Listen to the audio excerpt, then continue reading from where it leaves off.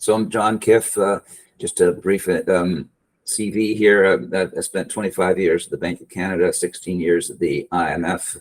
A general theme to my career has been innovation, financial innovation. So I've always found my way into places where I'm covering financial innovation of one sort or another. Way back in the day, it would have been derivatives, OTC derivatives, credit default swaps, and securitization. And then around 2010 or something, I jumped on the FinTech bandwagon, and then CBDC, central bank digital currency, became my life at around 2016, 17. On this, and I should say, in 2021, I so-called retired from the IMF, and so now I'm keeping myself fairly busy doing contract work, some of it for the IMF, which is represented in these papers here. These are papers that were written since, even though they're IMF papers, but I was a co-author on these two papers here. I should also say this: the one at the bottom, the one that says "How should central banks explore central bank digital currency?" is actually part of a bigger project. You'll probably see that it come to fruition later this year, when the IMF's going to publish a central bank digital currency handbook with something like 20 chapters, and that's basically the introductory chapters. And you could sort of say that we're kind of following an open source type of model to these papers, or this book. So we're releasing the chapters one at a time and inviting people to make comments and so on, so that when it actually comes to the point of making it a book, this for instance, this chapter here will reflect input from all over the world, basically, and from the stakeholders in the CBDC business. So in terms of growth industries, and the CBDC has had a pretty good run. This chart only goes back to 2013, but actually the first CBDC was issued around 1993, but really not much happened until you can see here in 2016, 17 or so, and things kind of perked up. And that's where me and the IMF got really engaged in central bank digital currencies. So basically what this plots is retail CBDC, and I'll get into definition of what a retail CBDC is in a minute, but it reflects the dates when different countries or different central banks started their central bank digital currency experimental work. So we're now at 100 central banks, and it's important to note that it's based on publicly available information. So we all suspect that the actual number is a lot higher. Numerous central banks are kind of shy about their CBDC experimentation, or they're not social media, but their communications departments aren't very well developed. So they really don't have any way of broadcasting their interest and their work on CBDC. So I suspect the number is much higher. You'll hear numbers like 130 from the Atlantic Council, who tracks these things, but I track this on I call a central bank basis, not a country basis, and that's important because, say, the Eurozone is 20 some countries, and so you can pump that number well above 100 by counting every single country in the Eurozone, but I just count the European Central Bank. So there's a number of currency zones that, when you add those in, the number of countries is more like 130, 140 or so. You can see here that we're now at 100, and it's kind of starting to feel like it's flattening out. And that may be just simply that we're reaching a saturation point, right? There's only so many central banks in the world, so you have to stop somewhere. It's not a limitless growth potential. So let's get into definition. So first of all, retail digital currency isn't entirely novel, and this is where we get into the distinction of retail. So retail is all about general purpose usage. So it's like WeChat Pay, Alipay. It's the M-Pesa in Africa, even arguably MasterCard. Basically any digital payment instrument is a digital currency. So it's not entirely novel, but in terms of CBDC, we kind of narrow down to the platforms we might call e-money, and that would be like say WeChat Pay or Alipay. They're generally app-based systems and use a smartphone or something like that to do transfers. So this is the slide that gets it's forever in a state of evolution. That you think that by now we have a very, very exact specification of what a retail central bank digital currency is, but it tends to float around. We're in the middle of a bit of a, amongst the CBDC nerds, we're having some discussions about further refinements to this definition. But I think the parts that everybody would agree to is that the CBDC, whether it be retail or any other kind of CBDC, is reference to the jurisdiction's unit of account. So if we're talking about a Japanese CBDC, it's going to be based on the yen. If the US Fed is issuing a CBDC, it's going to be based on US dollars. So it's the country's unit of account. It gets a bit funkier if there's a central bank issuing a CBDC in someone else's currency, and that's where things kind of get a little bit funky, because a number of countries in the world use another country's currency as their currency. So you've got countries like Montenegro, for instance. It's not part of the Eurozone, but it uses the euro as its currency. So they're talking about issuing what they call a CBDC, and so in that case, that would be, that is their unit of account, the euro. So that when they issue this, what really looks more like a stable coin, it's and denominated in euro, they're going to call it a CBDC, and that's why I have that footnote at the bottom. And this is the thing that we're kind of arguing about amongst the nerds right now, about whether it's necessary that be, because the BIS in 2020 said they added to the definition that it should be in its own currency. So that would mean that Montenegro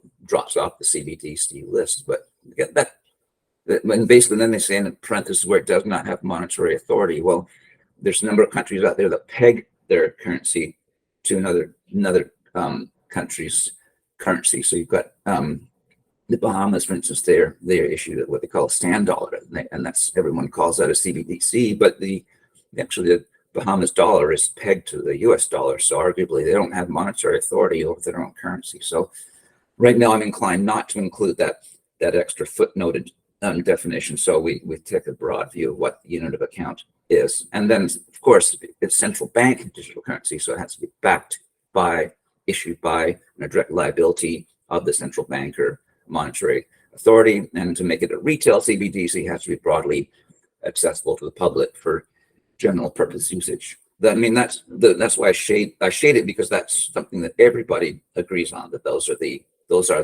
key, the sort of core definition of CBDC. Then you get into extra ones that might be that we might have some discussion over. For instance, it should be interoperable across wallets. There's no walled gardens, and that's kind of important. We'll talk about it later, but all of these central banks are, when they think about CBDC, are not talking about issuing it and dealing directly with the public with their wallets. They basically outsource the running of wallets and so on to different institutions. So in the case of, say, the Bahamas, they outsourced the user-facing activity to the local banks. So, and each bank basically has its own wallet, and if it's not interoperable, that means if you're running your wallet on Bank A's app, you wouldn't be able to do transfers to someone, easy transfers to someone who's got a wallet on the Bank B app. So many central bank nerds would insist that they be interoperable across wallets. And then we have payments that can be made peer-to-peer, and that's also another one that's arguable.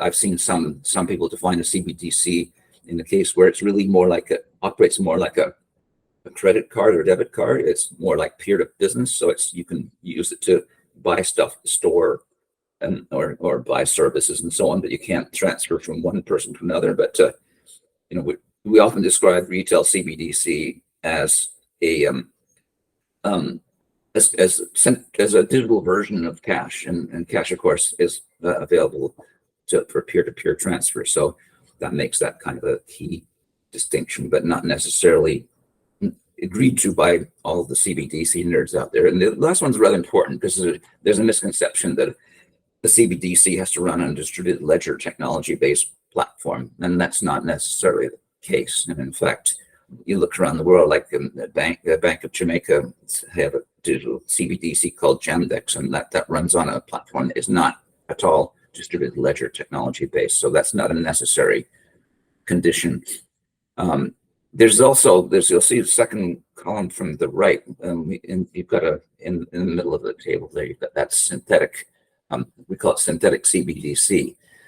And that's, in fact, you see it here under non-bank money, e-money too. And this is one of these other things that nerds, the CBDC nerds, discuss a lot. The BIS is emphatic that a CBDC has to be issued by a direct liability of the central bank, which is synthetic CBDC is not. And basically, synthetic CBDC. Let's focus on stablecoins.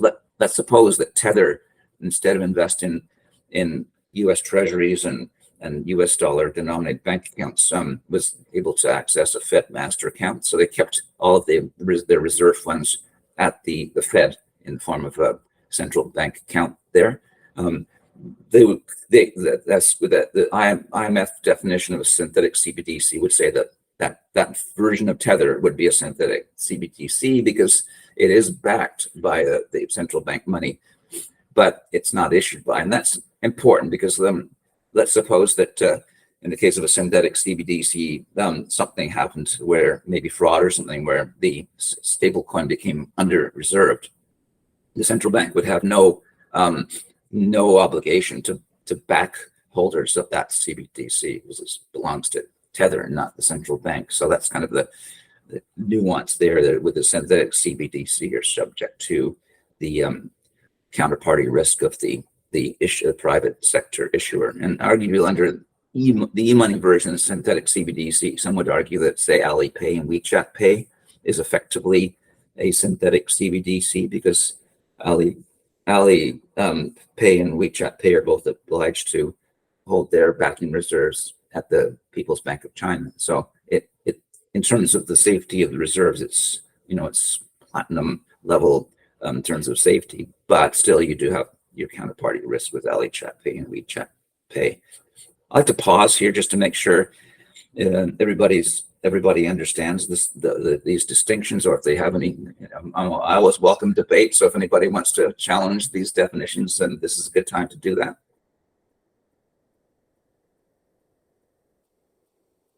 Okay, well, I'm going to go on and actually talk about some of the more controversial aspects of the definition. Also, so let's suppose you have a country that doesn't have a central bank, and the Republic of Palau, it's an island, Pacific island country. They don't have a central bank, but they're partnered with Ripple, which is one of the big players in the central bank platform business, and they want to develop a U.S. dollar-backed digital currency using the XRP ledger. And so that would be that. To me, that's a stable coin because you can't call it a central bank digital currency because there's no central bank. And so I've coined the term GovCoin. Yet you'll see that some institutions, Atlantic Council, for instance, runs a tracker service where they keep a huge database of all CBDC outstanding. They include this Palau project as a CBDC, but I would not put it under other or something. It's got the safety of a CBDC because it's backed by the government. I suspect the way they'll run that is that it's going to be a stable coin backed by U.S. dollar holdings that are held by the Ministry of Finance in Palau. So it's as safe as a CBDC, but it's not a CBDC because there's no central bank.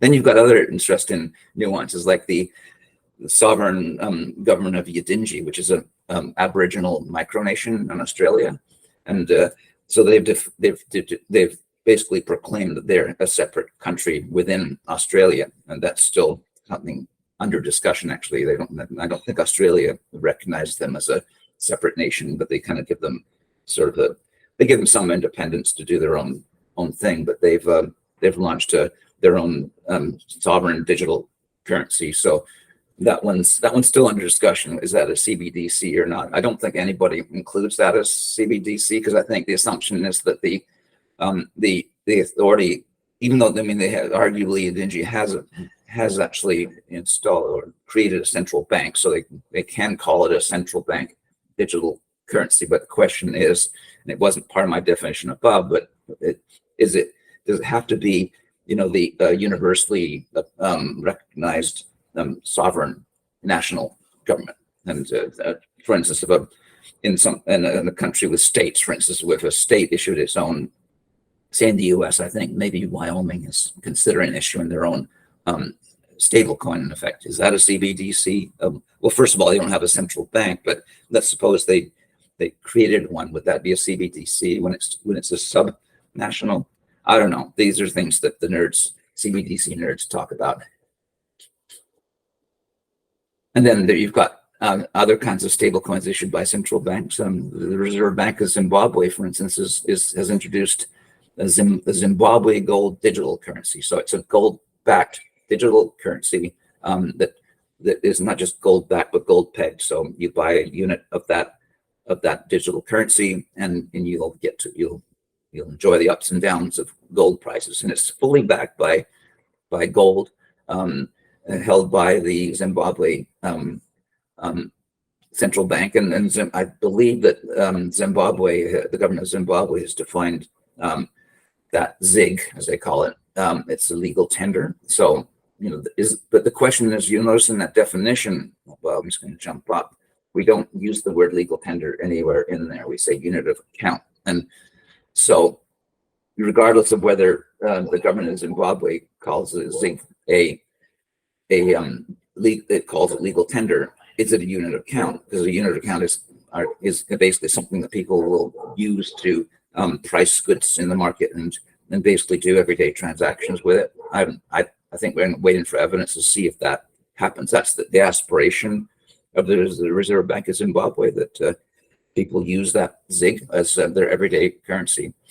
And then I mentioned earlier, Montenegro is also talking about a national stablecoin pegged to the euro. So that's another one that's is, I think most CBDC nerds will recognize the Montenegro one as a CBDC and ignore the fact that the euro is not their own currency. And then just a little diversion into what's called wholesale CBDC. And wholesale CBDC is a CBDC that is used for basically interbank transactions or transactions between financial institutions that hold accounts at the central bank. And so it's not general public at all. Now, there's some discussion now taking place as to whether there's anything really special about wholesale CBDC, because you recall when I defined retail CBDC, I said the bottom line, it operates on a distributed ledger. It doesn't necessarily operate on a DLT-based platform. But you'll see when people talk about wholesale CBDC, they're only talking about the DLT-based ones. And so the ECB, led by Fabio Panetto, and he was in charge of CBDC affairs at the ECB, was adamant that wholesale CBDC essentially is nothing new. Every real-time gross settlement system, every central bank reserve platform that operates on a digital basis is already a wholesale CBDC on that definition that we had earlier that says that DLT is not necessarily DLT. And he was so adamant about it, and the ECB is so adamant about it. If you go to the ECB website and look up CBDC, you'll see lots of stuff on their digital euro project, which is their retail CBDC project. You will not find the expression wholesale CBDC used for the work that they're doing on what everyone else would call wholesale CBDC. They call it DLT-based digital central bank money, and that's the mouthful that they use rather than wholesale CBDC. I'm sort of developing I'm sort of, it's kind of winning me over and so you'll see if you're following me on social media, you'll see that I don't just say wholesale CBDC anymore. I always say DLT-based CBDC to sort of be a purist here. But we're not going to be talking about that today. That could be a whole other session to talk about wholesale CBDC. So whenever I say CBDC from now on, I'm talking about retail CBDC. And also the other nerd argument is around what I call central bank run retail payment platforms. So the National Bank of Cambodia has something called Project Bekong, which is essentially a retail interbank payment system, and that's run by the central bank. And you could say that and Pix is something similar. Pix in Brazil, it's basically instant payment platform that's run by the central bank, and the U.S. has now launched FedNow. You could put that in the same bucket. But many are calling the Bekong a CBDC, and this goes back to this DLT distinction. And I think that the vendor for Bekong, Soromitsu, they insist that it's a central bank digital currency and a central bank liability, whereas the central bank itself said it is not a CBDC. But I think Soromitsu's main argument, I think, is that it's DLT based, so that makes it a CBDC, whereas the Bank of Brazil's Pix system is based on traditional centralized ledger technology, and so that is not a CBDC. So again, something that the nerds argue about. In fact, I'm trying to do a deep dive on the National Bank of Cambodia, because the proof of whether it's a CBDC or not would exist in its balance sheet, right? You go to the balance sheet and you look for a line item that says liability Bekong. I haven't been able to even find their balance sheet, their financial statements. It doesn't help that it's all in Khmer, which is their native language, but I've gone through Google Translate trying to find anything that looks like a balance sheet. No luck so far, so I can't really find that smoking gun either way, but these are some of the things that occupy my time. So let's go a little deeper now and talk about who's doing what and why. So this is the map of the world based on CBDCtracker.org, which is a platform that I work with to track CBDC efforts around the world. So you can see that a lot of color here, which means that reflects what I had earlier in that slide about the 100 central banks that are doing CBDC work. So the majority of the world is focused on doing CBDC experimentation, launches, pilots, and so on. And you see this colors in here too. So blue, which I'm going to show you another version of this, so the blue will be more visible, but the blue are the ones that have actually launched. So it's hard to see that in here. Basically, not many have launched so far. And then you've got a whole bunch that are doing pilots. That's that kind of brown color. And then there's proof of concept, which is purple, and many who are doing proof of concept will call what they're doing pilots. But I follow the IMF project management framework, which I'm going to talk about a bit later. But they differentiate between a pilot and a proof of concept. A pilot is a experiment that involves real final users, and whereas a proof of concept tends to be more of a lab kind of experiment. And some cases like Ukraine, they did a pilot, they did a proof of concept some time ago where they engaged central bank staff to sort of masquerade as end users, and they called it a pilot, but I'm calling that a proof of concept in here, and I think most of the CBDC nerds would too. And then green is research. That's where, and it's sometimes hard to differentiate who's doing research and proof of concept, because some proof of concept work is truly lab work. You don't, and there's some of the central banks aren't really giving you detailed information on the kind of work they're doing under research. Like Canada's shown us research here. I mean, that's all based on public information. From what I know, talking to people at the Bank of Canada, they're actually doing proof of concept work. They're setting up an experiment with different digital currency platforms. They don't talk about it. Same with Europe too. They have not yet. I'm certain that they must be doing proof of concept work, but they're not publishing anything on that yet. And there's a few that have canceled, where they did some research and then determined that that's not for them. Switzerland would be one of them. It doesn't show up very well there, but Switzerland has canceled its not canceled, I should say, but it's basically said that retail CBDC hasn't got a really compelling use case. So we're going to kind of sidetrack our CBDC research work. That's a tough one to differentiate between, like, for instance, in the case of Japan, I think for a while there were some there's a buzz that the Bank of Japan had canceled its retail CBDC work, and that came from a press release or something where the Bank of Japan official said that it determined that there was not an immediately compelling case for retail CBDC.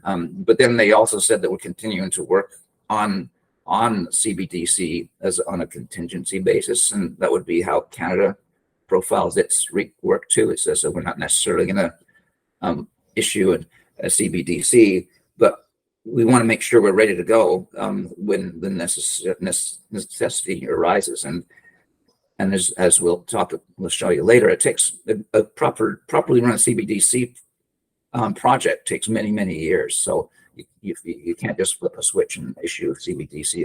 That would be a rather dangerous thing to do. So that's kind of the Bank of Japan's. That was the Bank of Japan's position on CBDC that got misinterpreted for a little while. That actually got misinterpreted until I managed to smoke out that Bank of Japan official on LinkedIn to come in and say, "Yeah, John's right. It's not canceled. It's still ongoing." So now we can move on to the ones that fully launched. So you can see there's not an awful lot. There's Nigeria. You can see some Caribbean islands here, the Eastern Caribbean Central Bank, Jamaica, and the Bahamas. Those are the only places we got full launches. But ECCB is questionable as to whether they've actually launched or not.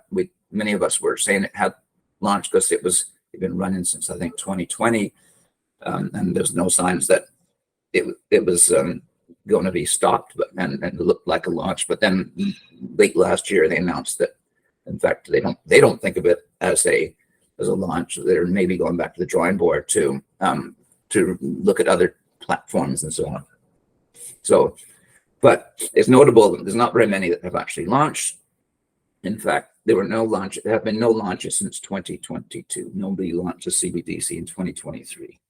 And that's kind of the interesting storyline here, that in the countries that they have launched, and I don't have pilots on here, but there's many. If you go back to here, you can see there's a lot doing pilots, but there's something notable about all these pilots and launches is that the demand for CBDC has been absolutely underwhelming. It hasn't been kick-ass demand for CBDC, which leads so many to question whether it's a product that's maybe a redundant product. And for instance, if you're in a country like where I live, the United States, I have so many different digital payment options. I personally don't see a need for a digital dollar for my business, but there are countries, say in Africa, where perhaps there's a financial inclusion angle to it, but we're not seeing that in Nigeria, which financial inclusion was one of its motivations for offering CBDC. It hasn't taken off at all. So lots of questions around whether the CBDC is something that's going to be actually taken off in terms of launches, even though everyone's doing research.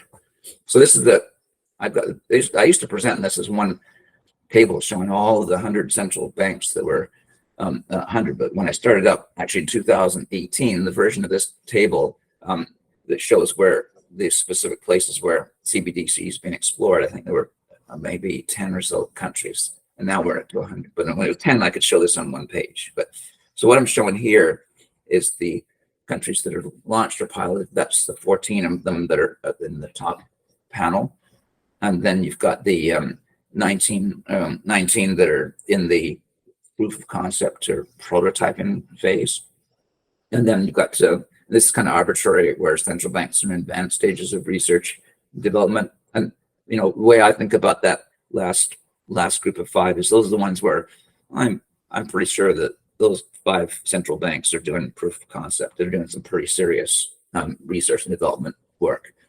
And so this is you'll see a link at the bottom. I keep this not live, I wouldn't call it live, but every month I update this table with new information, and you can see that there's all those central bank entries.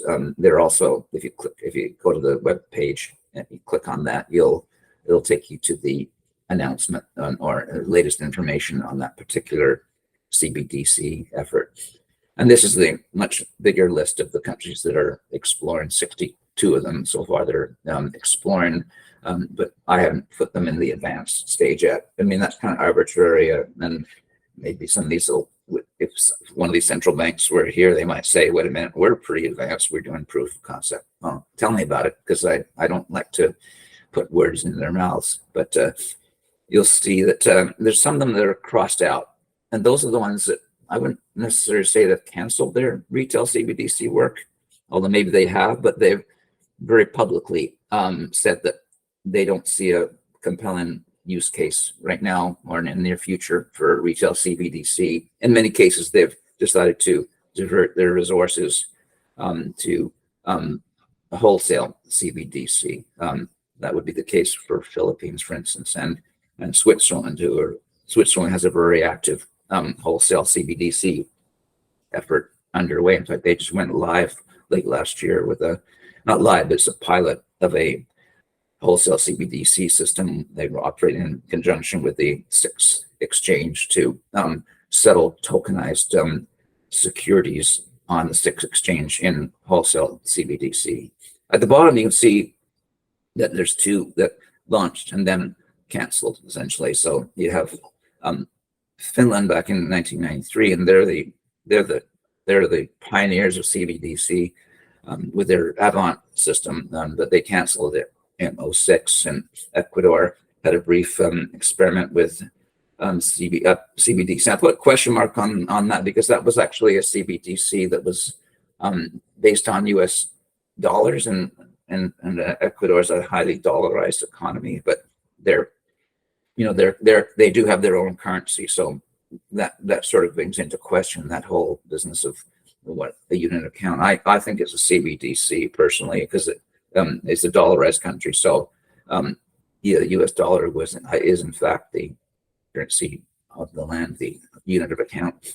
So like I say, this is part of a table that you can go to that web page at the bottom there and pick that up there in its latest version. So this is a tabulation of the motivations that central banks are putting forward for issuing retail CBDC. So you'll see I split some of them in terms of advanced economies and developing economies, and so in the case of the EMD countries, I mean, financial inclusion is a really big factor, as is reducing the cost of distributing and managing the risks of physical cash. Some of them are looking to preserve seniors revenue, which is the revenue that the central bank gets when they issue cash, for instance, that the cash goes on the liability side of the balance sheet, and then have an asset which actually earns revenue, usually revenue that they earn by holding government bonds. So some of them fear that shrinking use of cash could reduce their seniorage revenue.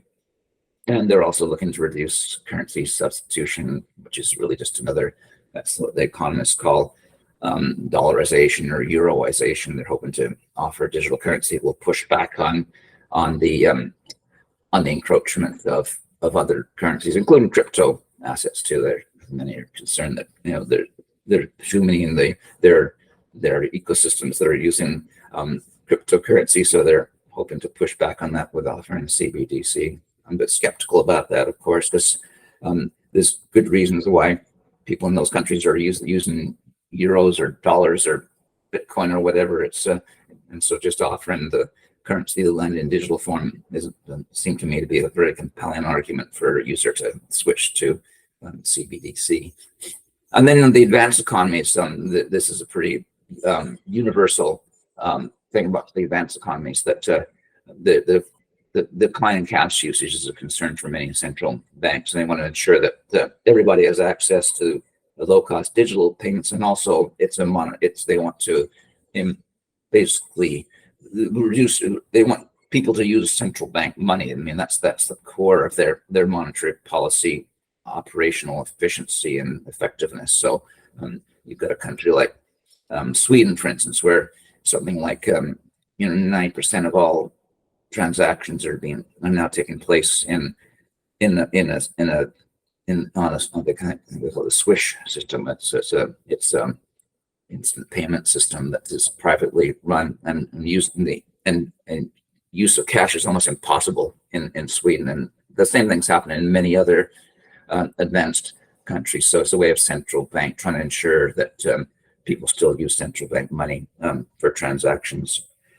And then there's a whole bunch of other motivations here, like improving payment system efficiency and competition, and then and resiliency and so on. And for instance, and when you're talking about DLT-based systems, the resiliency comes from removing a single point of failure risk, and improving monetary policy effectiveness. That relates back to the idea of pushing back on decline in cash usage, although some economists are keen on the idea of using interest-bearing CBDC too, so that if we ever go back to a world where we have negative policy rates, it's a way of with having the CBDC that's remunerated. You would have the option of making it negatively remunerated, and that would be a way to break through that lower zero bound on policy rates. It's kind of controversial because to make that effective, you would have to eliminate the use of cash completely, and pretty well every central bank in the world that's exploring CBDC is pretty adamant that there's no way they are going to eliminate cash. Cash is a very popular thing, even where in countries where cash is not being used very much. It's handy to have as a backstop. It's the ultimate risk management strategy. What do you do when all the power goes out or connectivity goes out? Then you've got good old cash as a backstop. Also, many central banks are hoping to fight tax evasion, money laundering, and other illicit activities, and that sort of smacks a bit of surveillance and so on, which is a controversial part of the CBDC design discussion. That implies that Big Brother, the government of the central bank, wants to tap into detailed transaction information to detect illicit activities, but that involves a pretty major encroachment on privacy and payments.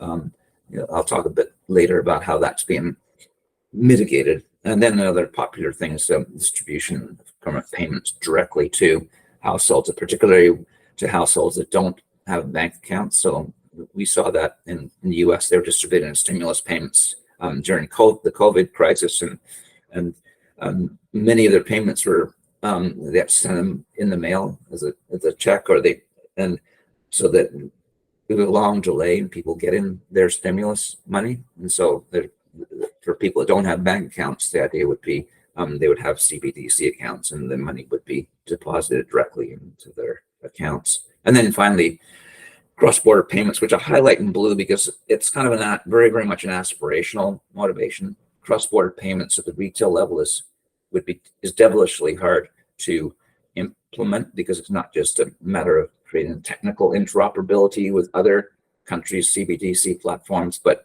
aligning regulations and laws and so on. So it's really a tough nut to crack. And in fact, most of the work being done in cross-border payments is taking place under the BIS umbrella on the wholesale side, to make the wholesale cross-border payment rails more efficient.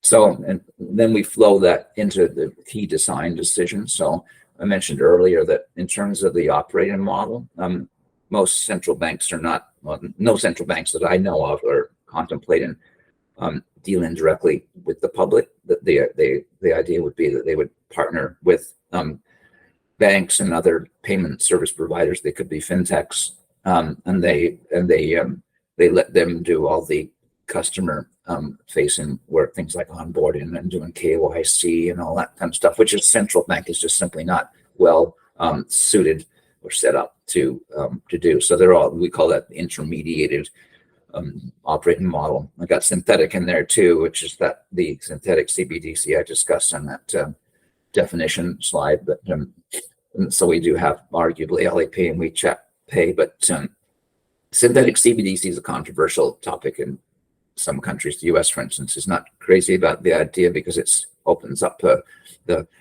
nerdy topic of narrow banking, and that's something the Fed is very much adamantly against. They prefer to maintain the current fractional reserve system, and so they push back on any efforts for non-banks to access Fed master accounts to offer synthetic CBDC.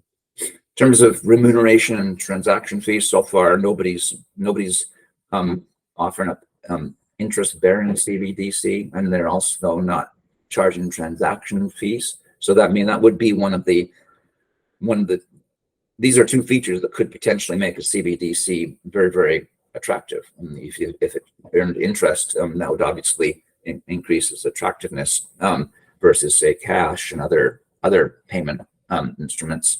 And also zero transaction fees is quite attractive too, because that many of the other, like we have bank accounts and so on, we pay fees when we do certain kinds of transfers, either fees on per transaction basis, or some kind of, like, you have to pay some kind of a monthly fee in order to waive transaction fees. So in terms of that attractiveness, they're going with the zero fees. That doesn't seem to be making much of a difference in the countries where it's being launched and piloted. And the reason why remuneration is set to zero is two reasons. First of all, the central bank wants to underscore that they intend CBDC to be like as cash-like as possible and zero-like as possible. And so that's one reason. The other is that by making a CBDC too attractive, there's a risk and a fear that there'll be disintermediation out of banks, which is the topic of the third bullet there. That there's a potential that people will transfer out of their bank accounts into CBDC, and that has serious repercussions for the banking sector, because if it happened in a big way, that would undermine their ability to lend, which has knock-on effects on the overall economy. They have to build a new kind of business model in order to be able to continue lending, which people are discussing. That there's economists who are trying to build out new types of bank operating models that would be less dependent on deposits, but that usually involves some kind of feedback from the central bank back into the banking sector. So the users transfer from their bank account into their CBDC account. The central bank balance sheet swells with these new items on their balance sheet. Then they lend back to the bank. So there's different models that are being discussed there. But in practice, what central banks are doing is they're putting in place limits. So you can only hold so much CBDC in your account. So yeah, they'll accept some disintermediation, but not massive disintermediation. So for instance, in the Eurozone, they're talking about a 3,000 euro limit on holdings. And of course that upsets some people, because they think that it should be, if it's going to be cash-like, it should be unlimited. But there's a real fear here that there's going to be disintermediation if you have unlimited holdings of CBDC. The other way that is being talked about is, so far, I think, just theoretically called tiered remuneration. So there would be some kind of interest rate that's quite attractive for very small holdings, but as holding levels go up, the remuneration goes down to a point. Let's say, beyond 10,000, say in the US, you might say that at that point remuneration would be zero. But that's just an idea that's been floated theoretically. I think it's being taken fairly seriously in the digital euro discussions. The other important things conform into the AML CFT standards, so that there's a fear that a CBDC could accelerate and increase the amount of illicit activity taking place. So in that case, limits are coming to play again. So you have tiered limits that are often based on risk proportionality. So if you're considered low risk of illicit activity, you get a bigger limit than somebody that might be considered higher risk. And the risk may be simply based on the amount of KYC that's offered. And so what we've seen in most launches and pilots is that you get you can only hold a very small amount of CBDC if you offer up no a government ID and so on. If you want to hold a lot of CBDC, you have to ante up a lot of information, government ID, and other things that would reduce the risk that you're going to be a illicit activity risk. That's generally the way that's being handled. They have tiered limits. Cross-border enabled, so far, no, as I mentioned that before, and technology platforms, both DLT and non-DLT. And then this is the really controversial one. Is the CBDC going to, especially if it's DLT based, will it take advantage of smart contracts and be programmable? It sounds like a great idea. So says the IMF, the Deputy Managing Director, in a speech. This is back in 2022. Was very excited about the prospects of using programmable money to target who gets access to the CBDC, control spending. Sounds very, very, very attractive to an economist. Unfortunately, it's that those kind of points that don't go over well with people who are concerned about privacy. So you've got on the right side, this is just a poster that I saw that it's become a hot item in the U.S. that programmable CBDC is basically the slippery slope to tyranny and so on. So the governments can be watching over all your transactions, and they're going to have the ability to freeze accounts and steer your funds into the right places and away from the wrong places. So far, none of the CBDCs have implemented programmability, but tone-deaf people like that IMF Deputy Managing Director continue to tout that it's a great thing. So it's become even a presidential election item in the U.S. So you've got DeSantis there and Robert F. Kennedy Jr., both of them campaigning very adamantly against CBDC. They would ban it completely, tell the Fed to stop all CBDC work because they view it as that slippery slope to tyranny. So now we're going to get into some of the stuff. What we talked about so far, those of you who saw me last year, most of that's kind of old hat. This is where the new stuff comes in. So the IMF published a paper late last year as a companion paper, the one that I mentioned on the cover page here. And it's on CBDC project management, and they call it the 5P approach. And basically the 5 Ps are preparation, or what I would call research, proof of concept, so lab tests, and then prototyping is the actual building of something that you're going to actually pilot in a live test and then go to production. And so it's a fairly, in this little table here shows you all the different bits and pieces of what each section involves. And you'll see that on the preparation side, there's a lot of different moving parts, which tends to slow down the process. You'll often hear people speak of the CBDC race, the race to offer CBDC. And for many central banks that are stuck in that big cluster of banks that I showed in that table of researchers, the ones that are doing research, they're all stuck in this phase here. And that's why it's taken a while before they get to this point. When they get to the proof of concept point, things start to move quickly. You sort of get past all these really deep thinking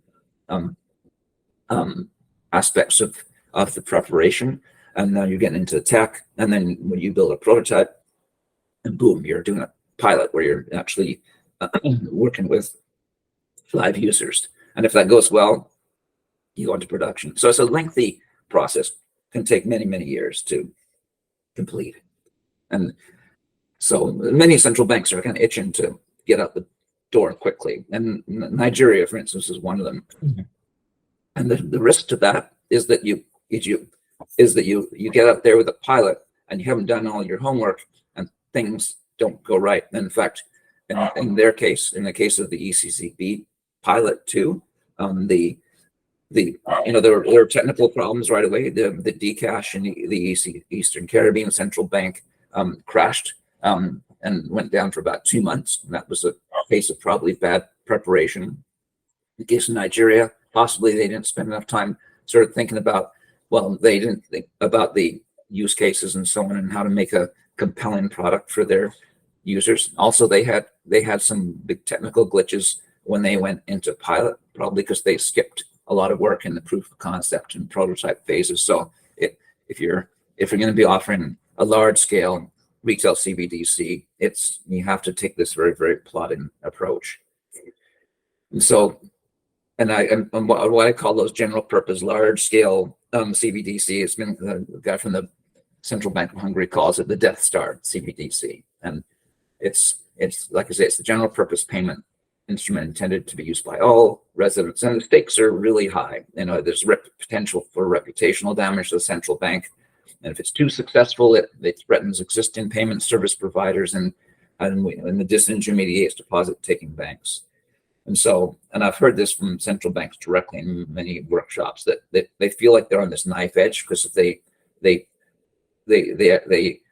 end up creating CBDCs, that they end up creating CBDCs that offer nothing new because they can't make it too attractive and compelling to end users, and they can't have cash-like privacy, which is also something that I think many users want, because they're fearful of breaking the FATF, AML, CFT rules. That's a particular problem for emerging market and developing economies, many of whom are on the FATF, one of their lists, like the gray list, which means that if they're caught sort of undermining the AML CFT rules, they could be blacklisted by many of the rest of the commercial banking world.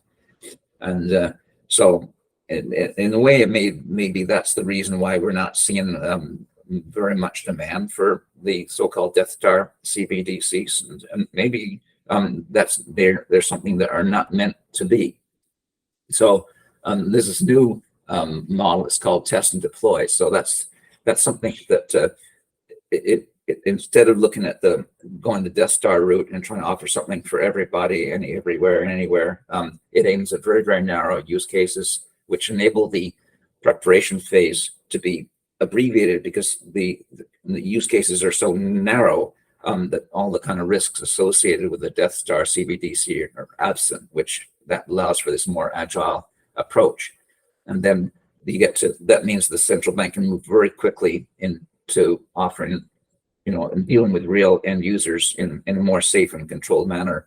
And then in doing that, they get insight into the user demand and experience and what users actually want. That may eventually lead to an expansion of the program to the so-called Death Star CBDC. But the idea is you start small rather than go with a big bang approach.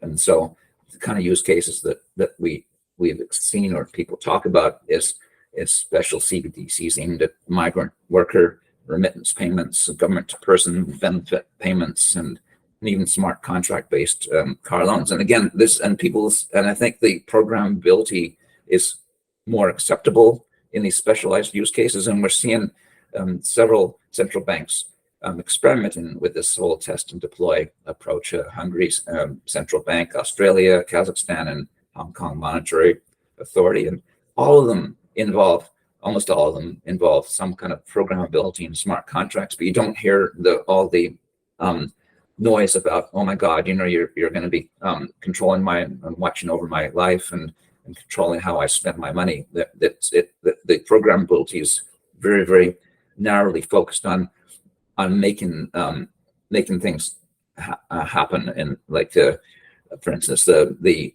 way it works in Kazakhstan, they're going to do a pilot where it involves student canteen subsidies, where when the student pays at the canteen with a special narrow purpose CBDC, all the bookkeeping that's required for subsidies and so on is all triggered and done in the background automatically using smart contracts. So that it's something that's catching on. It's not as exciting as offering a CBDC for the whole country for everybody, but in the cases we've seen, like in the case of the Hungarian effort, you've got not underwhelming demand, almost overwhelming demand. Everybody that's aimed at is actually using it and enjoying the use of it.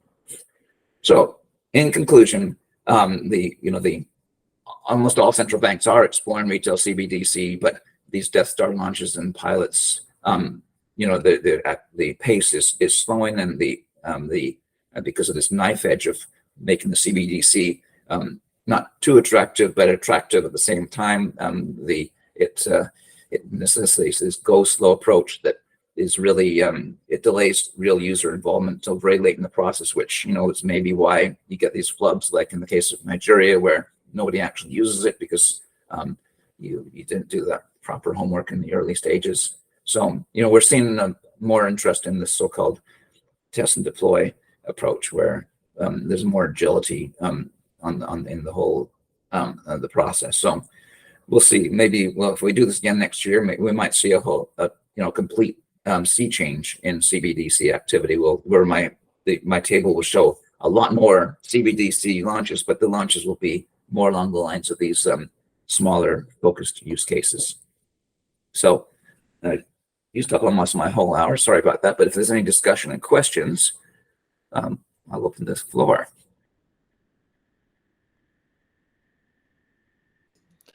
Wonderful. Thank you, John. Maybe one question on the cross-border payment side. Obviously, it assumes that you have infrastructure in place, but especially in Southeast Asia, I think we see lots of activity connecting fast payment systems. So between Singapore and Thailand, or Malaysia and Thailand, etc. And so again, the question: do you actually need a retail CBDC to do that? You just quote unquote connect these fast payment systems?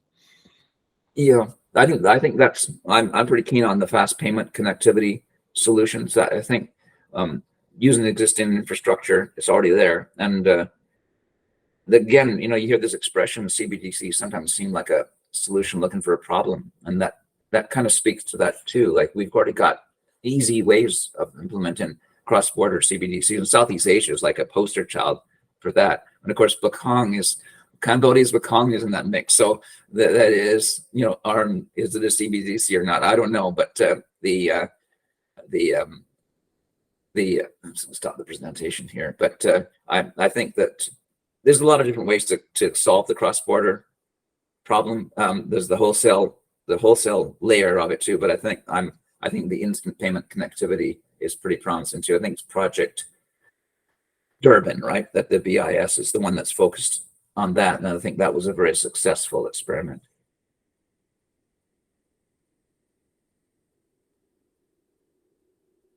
Fabrizio?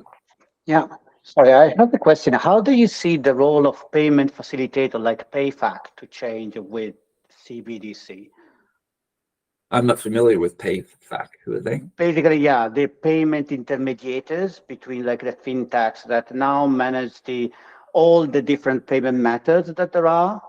And, it can also, some manage even crypto. And how do you see their role when a CBDC gets rolled out? Well, I think that sounds similar to what in the US we have Plaid, right? I think it's the same kind of system. Yeah, I think they're all an integral part of that intermediated system, because that's the whole point of the central bank outsources the running of the platforms to the payment service providers. And I mentioned interoperability is a key definitional aspect of CBDC. So those kind of payment infrastructure firms like Plaid and so on, they will probably play the same role they do now, except now they're connecting. Because you may want connectivity between CBDC accounts and commercial bank accounts and other types of accounts too. So I think the ecosystem is quite rich. I have this project that I put on the shelf of determining what the what does the world of CBDC vendors look like? And my first shot was really simple. Would be talking about Ripple and G&D and the guys that would actually run the central bank layer of the CBDC platform. But when you expand it to look at the intermediation part of it, it becomes very, very rich, I think. So I think there's a lot of business to be had for all the existing players in the payment ecosystem. That it's just going to be, they're going to add CBDC to their list of links or nodes. Thank you.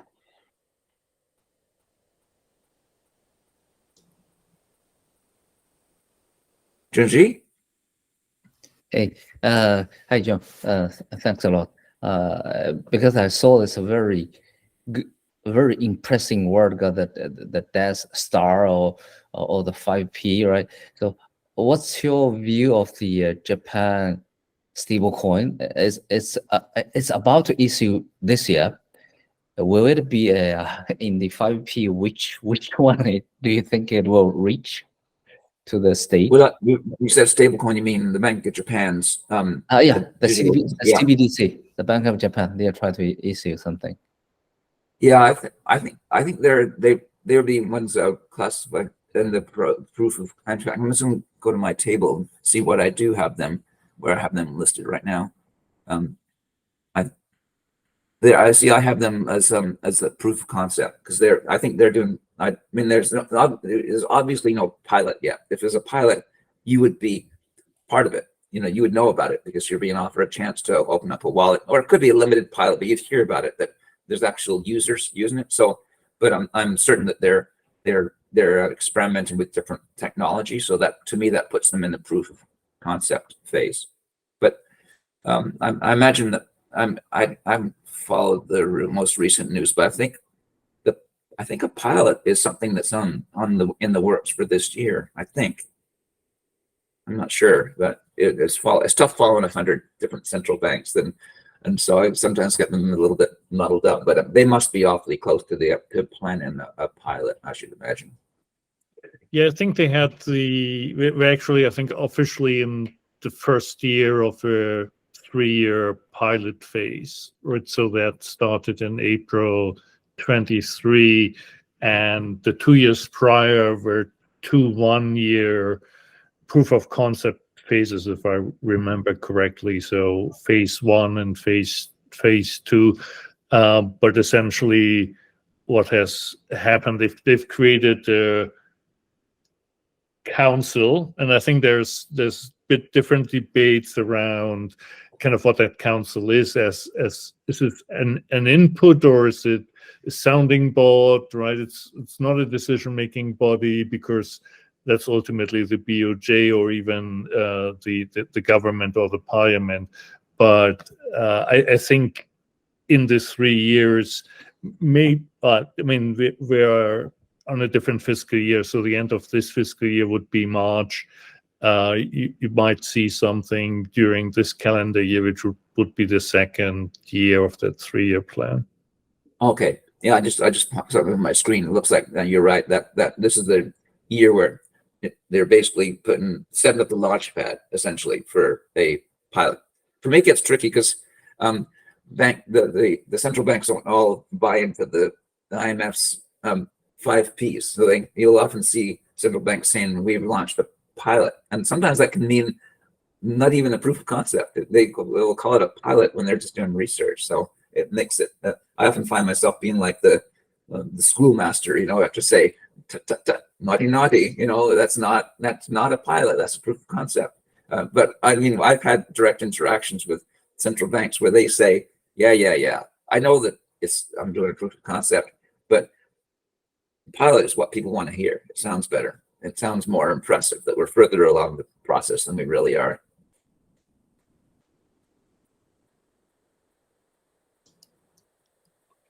How do you, as a central bank, defend your sovereignty ultimately, right? Because let's say we get a digital US dollar, we get a digital euro, we get a digital yen, so we get the big currencies covered. Clearly, I think, right, the Chinese government is working on the digital renminbi or yuan, and because they don't necessarily have much power in terms of reserves these days. But if you're a small country, how would you defend against your population deciding that they wanted to now pay everything with a digital US dollar? Well, I think the G7, maybe the G20 central banks have supposedly sort of signed on to a do no harm principle. And I think the IMF would be leading that, and that do no harm principle would be that you don't make that an easy thing to do. For instance, you make sure that you could say that let's say it's a digital euro. You say that they use the word citizens, but I think people say that they mean, legal residents. It's only accessible to legal residents. So if you're in Zimbabwe, you wouldn't be able to hold. There's no way you could hold a digital euro. Now, I'm not sure when people talk about the use case for the digital yuan or the digital U.S. dollar, for instance, that they often justify it on the geopolitical level, and that does imply that they see cross-border usage in place. But still, I think there's this mushing together of retail and wholesale CBDC when people talk about that, and I think that you could basically have a retail CBDC that is restricted to your own country. Wholesale would be different. That could be, and then that would be probably amongst the G20s would be heavily, maybe morally, it's using moral suasion or whatever the IMF and the BIS want to use. They would lean on those central banks not to make that too easy to be, to dollarize other countries. But I think it's that do no harm principle to the extent that the G20 central banks follow that, or maybe G7. That's how you mitigate that.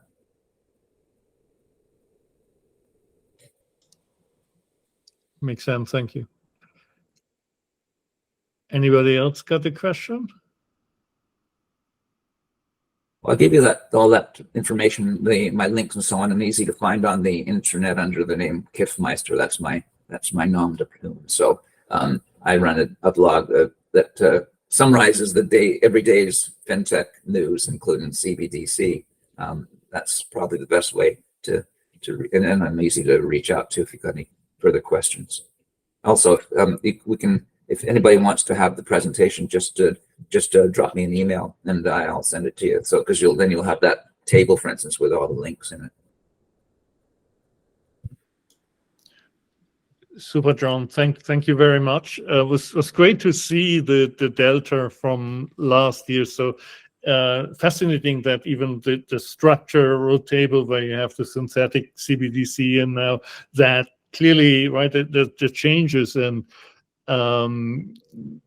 we've been talking about this for such a long time. It feels like should be settled now or so, but I think there's always new nuances that come up with the CBDC nerds, as you call them.